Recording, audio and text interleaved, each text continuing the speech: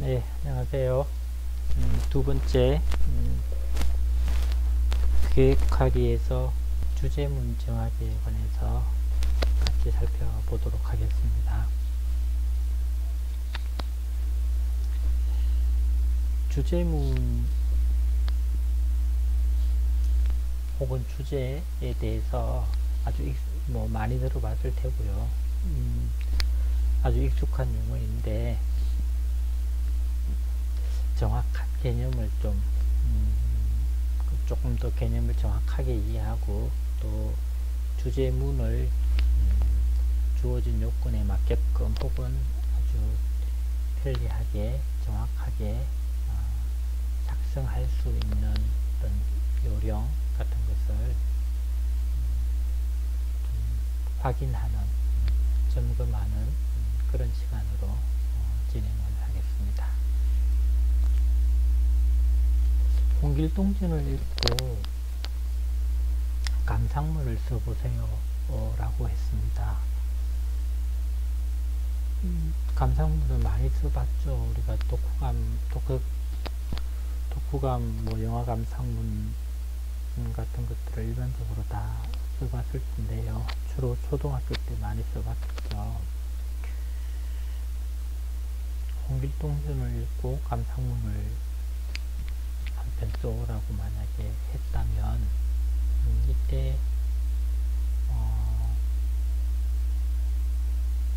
홍길동전이 내가 쓰고자 하는 감상문의 주제일까요? 좀 아닌 것 같죠? 그러면 주제가 뭘까요? 홍길동전에 홍길동이 주인공이니까 홍길동이 내가 쓰는 감상문의 주제일까요? 그렇지 않으면 내가 감상문을 쓰는 거니까 내가 이 감상문의 주제인가요?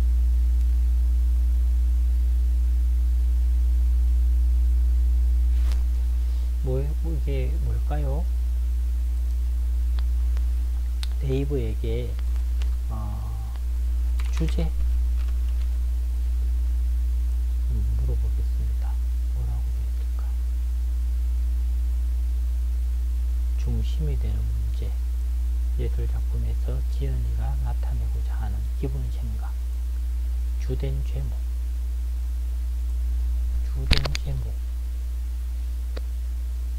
작가의 글 쓴 사람의 가장 기본이 되는 생각, 어떤 대화나 연구 혹은 한 편의 글에서 중심이 되는 문제, 가장 중심이 되고 글 쓰는 사람에게서 가장 기본이 되는 것, 그래서 그의 제목의 역할을 하는 것, 이런 것이 주제다.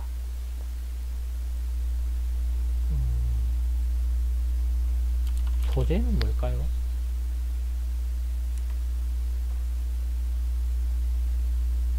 바탕이 되는 재료. 홍길동전을 읽고 감상문을 쓰면 홍길동은 주제인가요? 소재인가요? 홍길동전은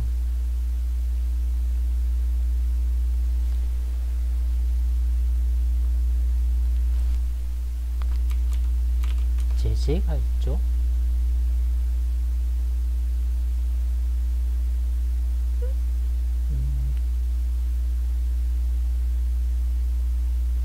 이런 거죠. 이거와 관련된 건데, 제재. 예술작품, 학술연구 등의 주제가 되는 재료. 소재의 재료가 소재들이잖아요. 여러 개의 소재들 중에서 가장 주인이 되는 재료, 그것을 제재라고 한다. 여러 소재들 중에서 대표적인 소재를 제재라고 한다. 다시 돌아와 보겠습니다. 감상문을 쓸 때 홍길동전을 읽고 나의 감상을 적고자 할 때 이 글의 주제는, 내가 쓰는 감상문의 주제는 홍길동전인가?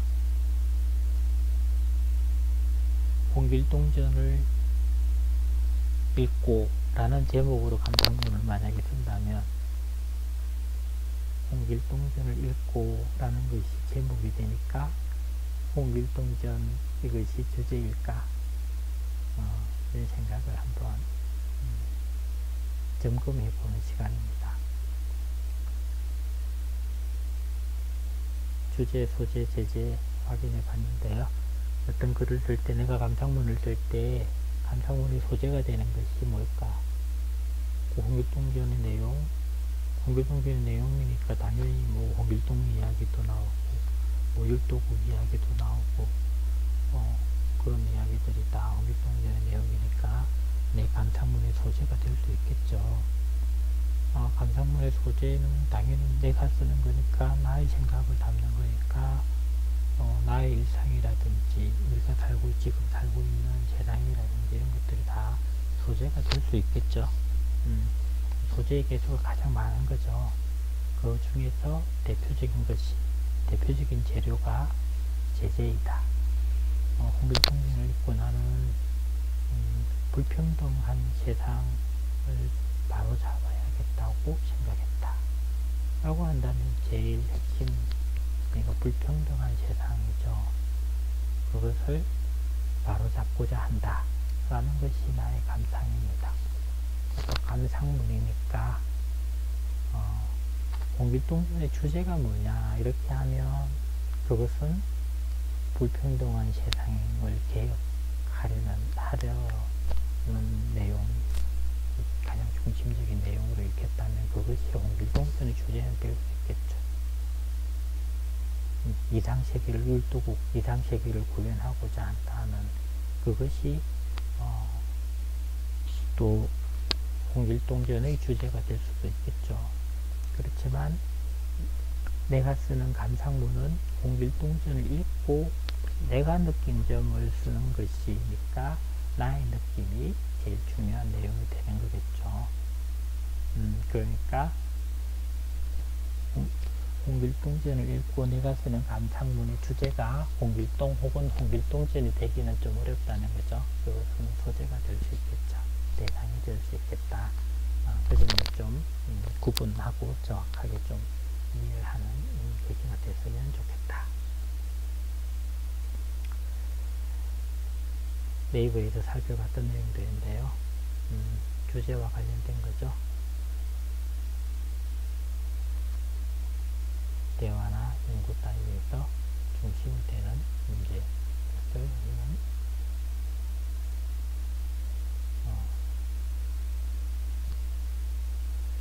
주제라고 한다. 바탕이 되는 재료를 소재라고 하고 중심이 되는 것을 제재라고 한다.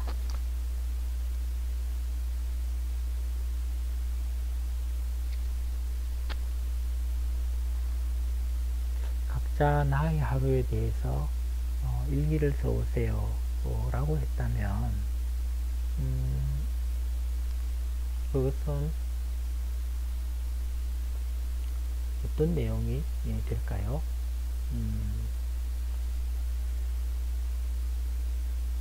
물론 내가 하루를 보내고 그 하루 중에서 가장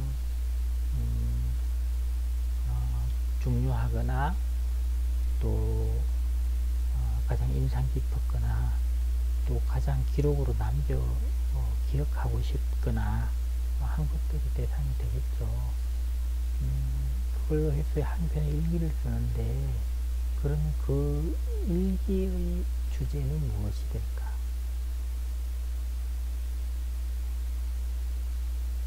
내가 보낸 24시간 그것이 일기의 주제인가? 답은 그것은 내가 하루하루 24시간 동안 하루를 살았을 때 그 24시간 동안 일어났던 온갖 일과 본 것, 발견한 것, 느낀 것, 한 것 이런 모든 것들이 다 일기의 소재가 될 수 있겠죠. 그 중에서 일부를 뽑아서 소재로 삼겠죠. 그 소재들 중에서 가장 대표적인 것 하나가 제재가 되겠죠. 그렇죠. 그 제재를 또 구체화시킨 것, 그것이 주제가 될 수 있겠다. 내가 아침 일어나서 밥도 먹고 운동도 하고 전화도 하고 뭐 공부도 하고 잠도 자고 뭐 밥도 먹고 친구도 만나고 게임도 하고 뭐 카톡도 하고 많은 걸 했겠죠. 그 중에서 오늘 일기에 내가 선택한 소재들은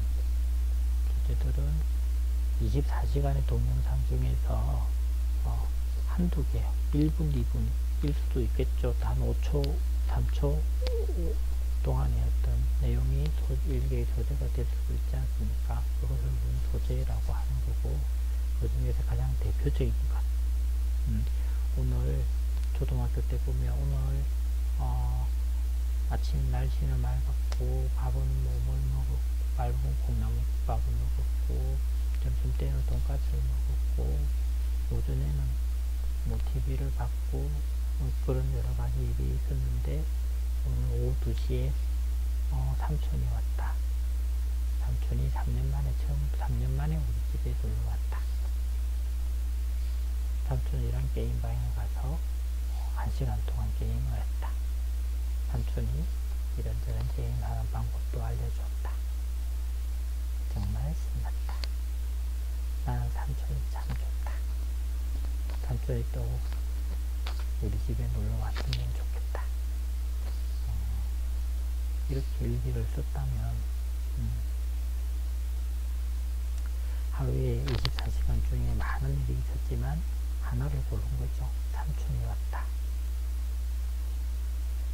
그 내용이 오늘 하루 중에서는 제일 인상 깊었던 일이다. 제일 기억하고 싶었던 일이다. 제일 흥미롭고 제일 기뻤던 일이라는 거죠. 그러니까 오늘 하루 전체가 내 일기의 주제가 되는 경우는 있지 않다. 일반적으로 그것은 하루 전체 중에서 일부분이 소재가 된다. 그 소재 중에서 삼촌이 왔고 게임방에 갔고 게임하고 삼촌이 게임을 가르쳐 주었고 하는 그런 것들이 다 소재가 되는 거죠. 그렇게 주제의 개념을 가장 임팩트 있는 그 글 전체를 대표하는 하나 이렇게 생각을 해야겠다는 겁니다. 소재와 제재와 좀 구분할 필요가 있겠다는 겁니다. 흥부와 놀부 중에서 나의 롤모델이 누구인지 둘 중에 하나를 골라서 한번 써보자 이렇게 했습니다. 그러면 흥부가 나의 롤모델이 나는 흥부가 롤모델이야 라는 사람도 있을 테고 나 흥부 놀부 중에서는 그래도 놀부 같은 사람이 더 좋아 이런 사람도 있겠죠. 그럼 내가 흥부가 롤모델이라면 흥부가 주제인가? 내가 쓰는 글의 주제인가? 놀부가 롤모델인 사람은 마찬가지로 내가 쓰는 글에서 놀부가 그러면 주제가 되는가? 이제 이건 아니라는 걸 이해할 수 있겠죠. 홍길동전을 읽고 감상문을 쓸 때 내가 쓰는 감상문의 주제가 홍길동전이 될 수는 없다. 홍길동이 될 수는 없다는 거죠. 소재 차원이죠. 그것은 마찬가지로 흥부와 놀부 중에서 롤모델이 누구인가를 쓸 때 흥부가 주제다, 놀부가 주제다 이렇게 그건 소재나 제재 차원이 될 수 있겠죠.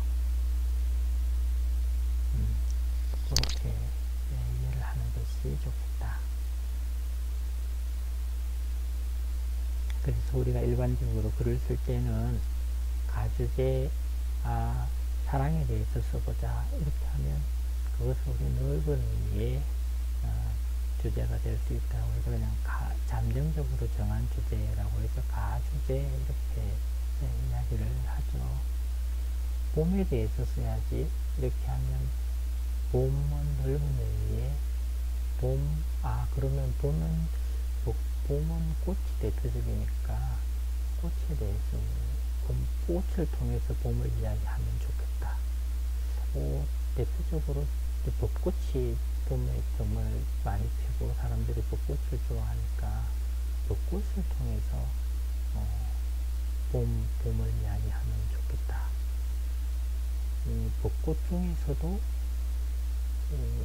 김유신 장군묘 쪽에 있는 벚꽃을 가지고 이야기를 하면 정말 좋겠다. 거기는 벚꽃이 거의 터널이 되니까 밤에 이렇게 조명이 뜰 때 벚꽃 터널을 지날 때 정말 새로운 감흥이 있으니까 그걸 가지고 쓰면 좋겠다. 이렇게 점점 범위를 좁혀 나가는데 봄꽃, 벚꽃, 김유신 장군묘 쪽에 벚꽃 터널 이렇게 점점 좁혀 나가는 거죠. 그럴 때 우리는 참 주제에 가까워진다고 하는 겁니다.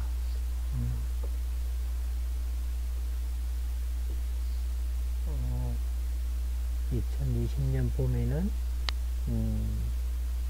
김유신 장군묘 쪽에 벚꽃 터널이라는 게 적절한 용어는 아닐 것 같긴 한데요. 양쪽의 나무들이 이렇게 크게 자라서 그 가운데 길을 걸을 때 하늘을 가리는 벚꽃이 하늘을 가리는 그런 형태의 길을 이야기하는 거죠. 그래서 어쨌든 점점 좁혀 나가는 것이 내가 정말 이거를 통해서 하고 싶은 이야기의 어떤 핵심 가까워지는 것, 그것을 가주제에서 참주제로 점점 다가가는 것이다. 이렇게 개념을 정리할 수 있고요.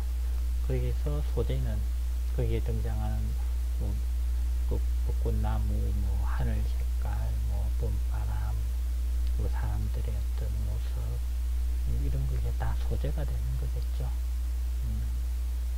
소재들 중에서 이거를 가장 임팩트 있게 이야기해 줄 수 있는 재료를 제재라고 할 수가 있고요.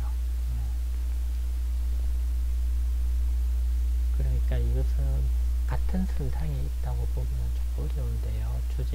참주제에서 가주제에서 참주제로 이렇게 점점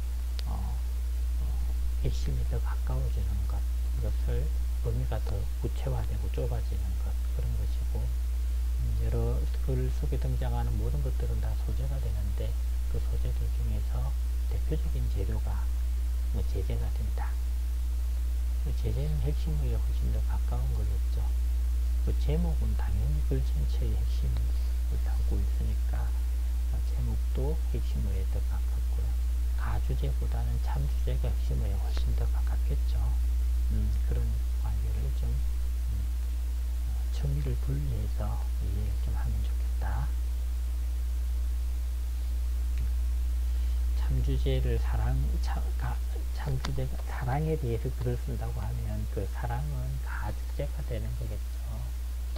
그러면 사랑 중에서 남녀간의 사랑에 대해서 혹은 남녀간의 사랑이라면 20대 캠퍼스에서 CC들의 사랑에 대해서 학과 커플의 사랑에 대해서 이렇게 점점점 범위를 좀 좁혀 나가는 그런 것을 가주제, 사랑이란 가주제에서 참주제에 더 가까워진다, 이렇게 할 수 있겠죠. 참주제는 글 전체 내용을 대표하는 핵심어가 포함되어야 되니까요. 사랑에 대하여 글을 쓴다라고 한다면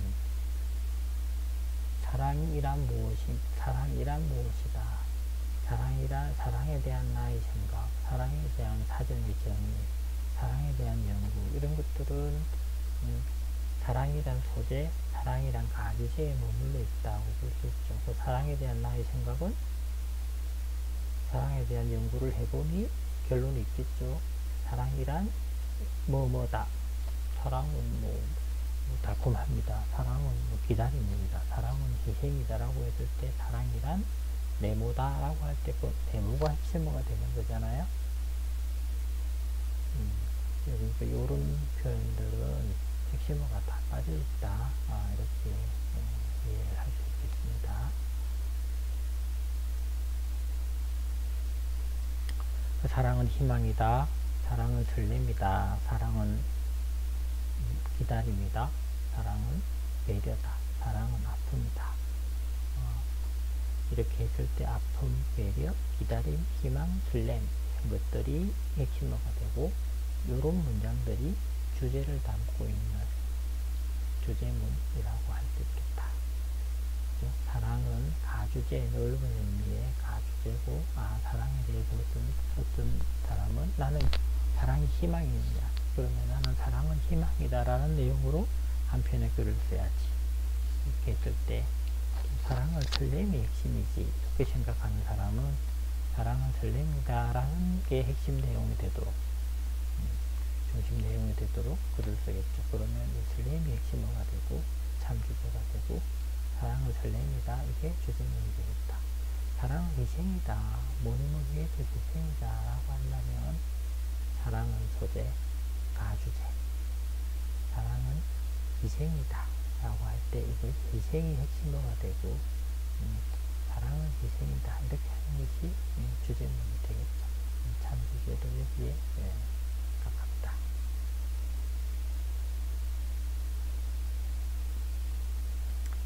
참주제는 핵심어를 포함하고 있는 문장이겠죠. 그 교재 27쪽에서 나의 장점에 대해서 나와 관련해서 생각을 해보면 여러 가지가 있을 수 있는데 나가 가주제가 될 수 있겠고요. 나의 장점이라고 하면 참주제에 조금 더 가까워지는 거죠. 조금 더 구체화 되잖아요. 단점을 제외하고 장점을 이야기하는 거니까 그 장점은